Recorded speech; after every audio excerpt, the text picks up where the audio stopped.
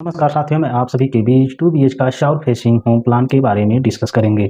यह home plan 1200 square feet का home plan है।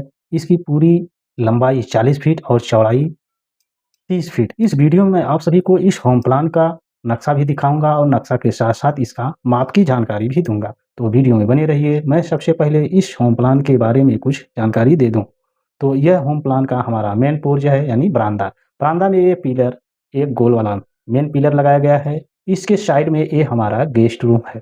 गेस्ट रूम में हमारा 5 बाई 6 का एक विंडो लगाया गया है और अगर साइड से आते हैं तो ये हमारा मेन डोर है। गेस्ट रूम का मेन डोर है। इसके बाद ये विंडो गेस्ट रूम का एक सबसे मेन विंडो ये है जिसकी लंबाई 5 बाई 6 का है। और इसके बाद जो है अगर हम साइड में आते हैं तो ये हमारा मेन डोर डाइनिंग रूम से संबंधित है। और ये डोर मेन जो है सीढ़ी है। अगर इससे जाएँगे तो आप सीढ़ी भी चढ़ जाएँगे। तो अगर मैं आप लोग को इसके साइड से कुछ जानकारी दे दूँ, तो ये हमारा विंडो जो है बेडरूम में लगाया गया है, ये रोशनदान सीढ़ी में लगाया गया है। इसकी लंबाई 5 बाई 6 का है। ये भी बेडरूम में लगाए गए हैं, 5 बाई 6 का ये विंडो है। और अगर इसके साइड में आते हैं, तो ये विंडो हमारा बेडरूम में है 5 बाई 6 का, ये रोशनदान टॉयलेट में है और ये जो विंडो 5 बाई 6 का है, ये किचन में लगाया गया है। इसके बाद ये विंडो गेस्ट रूम में लगाया गया है। तो साथियों, मैं आप सभी को इसका थोड़ा से टॉप से दिखाऊँगा तो और अच्छे से समझ में आ जाएगा। तो वीडियो में आप लोग बने रहिए, इसको और अच्छे से जानकारी ले लीजिए। तो ये हमारा टॉप से अगर दिखाऊँ तो ये हमारा गेस्ट रूम है, जिसका एक मेन विंडो यहाँ पर मेन डोर यहाँ पर है और एक डोर यहाँ पर है। इसके बाद ये हमारा किचन है। किचन में इसका मेन डोर डाइनिंग रूम से जुड़ा है और एक साइड में भी विंडो लगा दिए हैं किचन में। ये हमारा डोर टॉयलेट का है, ये हमारा टॉयलेट है। टॉयलेट का आप लोग को मैं डिज़ाइन दिखा दूँ तो टॉयलेट का डिज़ाइन एकदम सिंपल बनाया गया है। ये हमारा बेडरूम, इसका भी मेन डोर डाइनिंग रूम से जुड़ा है। ये भी बेडरूम, इसका भी डाइनिंग रूम से जुड़ा है। तो साथियों, मैं आप सभी को इसका सीढ़ी भी दिखा दूँ तो और अच्छे से समझ में आ जाएगा। ये हमारा सीढ़ी है, सीधे यहाँ बरामदा से चढ़ा हुआ है, 7 फीट ऊँचाई है। ये 7 फीट का ऊँचा है। इसके बाद वहाँ से बैक हुई तो ऊपर 11 फीट की ऊँचाई तक ये मकान का फर्श है। तो ये हमारा डाइनिंग रूम। तो डाइनिंग रूम की एरिया बहुत काफ़ी हो चुकी है क्योंकि सीढ़ी के नीचे का भी एरिया डाइनिंग रूम से संबंधित है। तो साथियों, मैं इसका पूरा माप भी आप लोग को दे दूँगा, तो माप देने की जा रहा हूँ और नक्शा भी दिखाऊँगा। तो वीडियो में बने रहिए। मैं सबसे पहले इसका नक्शा आप लोग को दिखा दूँ। तो साथियों, ये रहा 2 बीएच का साउथ फेसिंग होम प्लान का नक्शा, जिसकी लंबाई 40 फीट है और चौड़ाई 30 फीट है।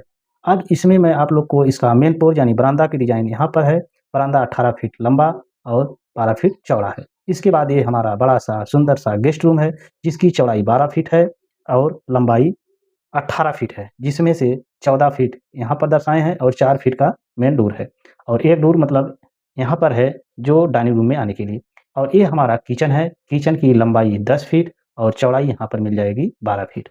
और सेम जो है ये हमारा टॉयलेट है। टॉयलेट की लंबाई 3 फीट चौड़ाई 3 फीट है और लंबाई 12 फीट यहाँ पर मिल जाएगी। और ये हमारा बेडरूम है। बेडरूम 15 फीट लंबा और 12 फीट चौड़ा। और इसके आगे ये हमारा थोड़ा से बड़ा बेडरूम है, जिसकी लंबाई 15 फीट है और चौड़ाई 10 फीट है। तो साथियों, ये जो इतना एरिया है, इस एरिया की चौड़ाई 3 फीट है, यहाँ पर दर्शा दिए हैं। तो ये हमारा सीढ़ी है। सीढ़ी 12 फीट लंबा और 8 फीट नहीं दर्शाए, भूल गए हैं, 8 फीट चौड़ा है।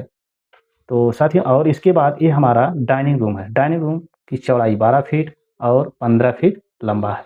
तो सारे हमारे बेडरूम, टॉयलेट, किचन और गेस्ट रूम, सीढ़ी रूम और बरामदा सारे का मेन डोर डाइनिंग रूम से जुड़ा हुआ है।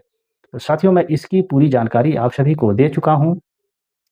अगर हमारे इस 2 BHK 3 B south facing home plan से संबंधित किसी भी भाई को किसी भी प्रकार का क्वेश्चन होता है तो वे बेहिचक हमारे कमेंट बॉक्स के माध्यम से क्वेश्चन कर सकते हैं, या तो हमारे ईमेल आईडी rozgar@gmail.com जो हमारे इस वीडियो के डिस्क्रिप्शन में मिल जाएगा।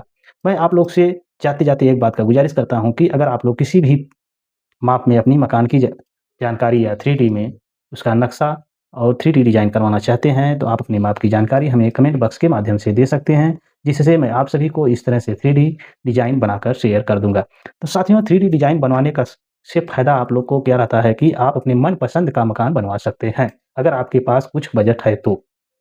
नहीं तो आप वो इस तरह से मैनुअल मकान बनवाएँगे तो उसमें कुछ न कुछ, कहीं न कहीं कारीगर से अगर बेस में गलती हो गई तो वे अंत तक सुधरने वाली नहीं है। तो इसलिए हमारी गुज़ारिश है कि आप किसी भी भाई से इस तरह से 3D डिज़ाइन अवश्य करवाएँ, ताकि आपका मकान सुरक्षित रहे, आप भी खुशहाल रहें। मैं इसी वीडियो के साथ आप लोग से विदा लेता हूँ। धन्यवाद।